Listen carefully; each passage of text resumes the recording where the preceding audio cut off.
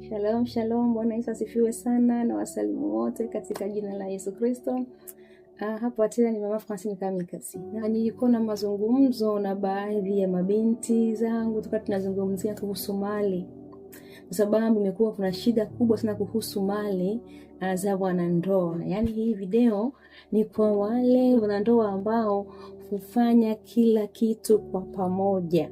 Wale wanandoa ambao yani mali zao zote ni za kwao, sio mali ya mume peke yake na sio mali ya mke peke yake, lakini ni mali ya wote wawili, wanaishi kwa upendo, na hawa wanandoa wanafanya kila kitu kwa pamoja. Sasa katika mazungumzo na binti zangu wa kiroho ambao Mungu amewajalia baraka za kununua mali, kujenga nyumba, basi katika ile mazungumzo nao tukajifunza, tumefikia kwenye suala la hati za mali. Maana imekuwa siku hizi ni changamoto sana kwa hati za mali, zimekuwa zikileta tatizo na sio kwa wanandoa lakini kwa ndugu za wanandoa.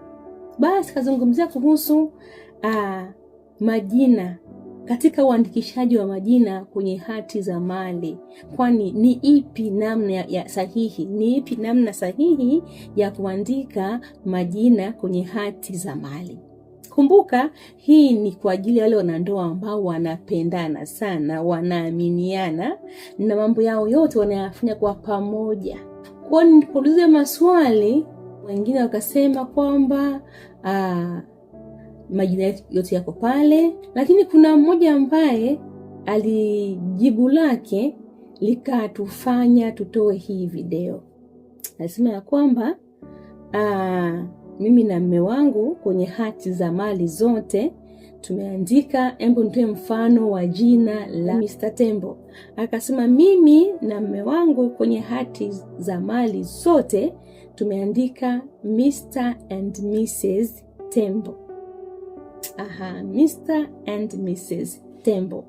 Akimaanisha ya kwamba Mr. Tembo ni mume wake, alafu Mrs. Tembo ndiye mke wake. Hapa ndo nakuja kulizungumzia.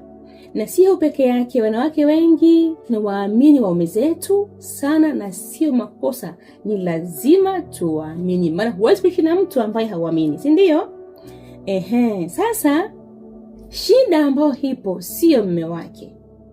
Shida ni kwamba, ngoja nitoe history ya familia ambayo ilikuwa imeandika hivyo Mr. and Mrs. fulani.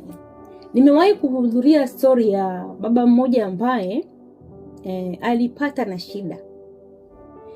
Huyo baba kweli alikuwa ni ndoa nzuri ambayo imejengwa kwenye misingi ya imani na walikuwa wanapendana, wanaaminiana sana. Yule baba akapata tatizo, akawa ameumwa kwa muda mrefu, akawa hawezi kujitambua. Kwa hiyo katika magonjwa pale matibabu, ndugu za mume wakasema kwamba kunatakiwa pesa nyingi, kwa hiyo inabidi tuweze kuuza baadhi ya mali zake, tuziuze ili apate matibabu. Unajua katika familia huwa kuna hapakosi mtu mmoja ambaye waga ni mkorofi fulani hivi. Hapa kusaji mtu ambaye yani ni mkorofi, anataka mali za haraka ambazo yeye hakufanyia kazi. Kwa kaona sasa hivi bro ni mgonjwa, huu ndio muda wa kupata pesa ya bro. Unaona? Akaenda huko, unajua siku hizi na teknolojia, akaenda huko mjini, akatengeneza kitambulisho cha kuwa yule bwana kaka yake alikuwa na mke mwingine ambaye alikuwa hajamtambulisha kwa familia, lakini yeye mdogo wake alikuwa anamjua. Kwa akaja na yule mwanamke akasema huyu pia ni mke wa kaka yangu, mimi aliniambia, na ndoa waliifunga serikalini na hiki hapa cheti. Kumbuka ni Mr. and Mrs. Wakasema ya kwamba na huyu pia ni Mrs. Inabidi hizo mali zikiuzwa tugawe ya kaka, ya huyu mke mkubwa, na huyu mke mdogo lazima naye pia, kwa sababu na yeye alikuwa ni mke wa kaka yetu, ingawa alikuwa hajamtambulisha, lakini mimi mdogo wake nilikuwa najua hilo. Kaka yangu ana mke sehemu fulani, ndio huyu nimemleta. Wakati huu kaka yake amepanga mpango na yule mwanamke kwamba hela watazigawa. Umeona Kwa story kwa fupi, mali ziliuzwa zikagawanywa, alafu yule mdogo wake akapata hela yake na yule mwanamke mwingine, wakaenda huko mjini wakagawana. Halafu baada sasa ya muda kitambo, baada ya muda yule baba alikuwa mgonjwa, akapata nafuu, akapona, akawa tena mzima. Ndiko sasa mke akabidi sasa amuulize, ulioa mwanamke bila kuniambia? Maana mali ziligawanywa kati ya mimi na wewe na mke wako mwingine. Ndio mume akasema, hapana, mimi sina mke mwingine. Imekuwaje? Kwa kesi iliendelea, lakini hapa nataka nionyeshe nini, kwamba ile Miss and Mrs, anybody can be Mrs. Unaona, kila mtu anaweza akawa Mrs. Kila mtu anaweza akaja kuwa Mrs fulani, Mrs John, Mrs Tembo, Mrs, ili mradi tu hakuweka jina.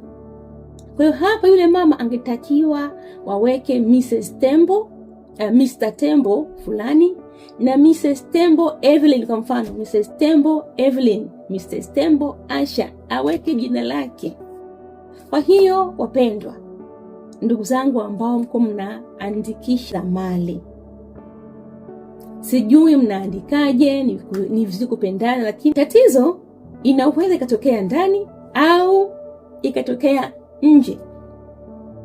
Maandiko yanasema ya kwamba tuwe na akili kama nyoka. Tuwe na akili kama nyoka. Tujifunze nyakati na majira. Tu katika nyakati mbaya sana ambako wanadamu upendo umepoa. Kwa hiyo baba yangu mpendwa, unampenda mke wako, hakikisha umeandika majina ya mke wako kwa ajili ya usalama wa familia yako. Mama anayesikiliza, hakikisha unamruhusu mmeo aandike majina yako. Ndio unamwamini mume wako, unampenda mume wako, lakini kwa ajili ya usalama wa familia. Umesikia hadithi ambayo nimeieleza sasa hivi. Ikiwa inakuhusu, basi ni vizuri, ni salama zaidi kuweka majina yenu na sio tu Mrs au Mr. Maana kuna Mr wengi, kuna Mrs wengi. Kwa hiyo mkiandika, please andika Mr fulani na Mrs fulani na majina yote yakamilike kwa ajili ya usalama wa familia, kwa ajili ya kesho nzuri ya familia. Basi mbarikiwe sana. Ni haya tu kwa leo. Mungu awabariki mpaka hapo tena baadaye kwa msaada wa Mungu. Asanteni.